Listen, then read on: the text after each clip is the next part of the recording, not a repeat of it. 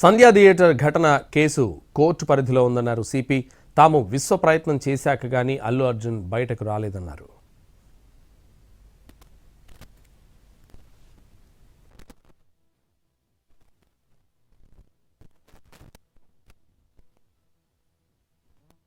ఇప్పుడు దర్యాప్తు స్టేజ్లో ఉంది కనుక మేము ఎక్కువ దీని గురించి మాట్లాడలేము.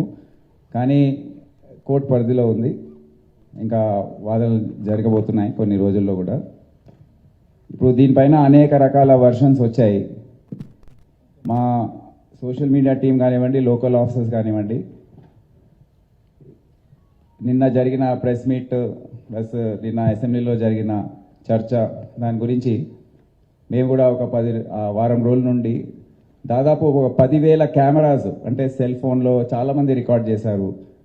అక్కడ ఉన్న సోషల్ మీడియా, మీ మీడియా ద్వారా మీ ఛానల్స్ రికార్డ్ చేసిన బైట్స్ అవన్నీ కూడా అనలైజ్ చేసి క్రోడీకరించి ఒక 10 నిమిషాల వీడియో ఒకటి తయారు చేశారు.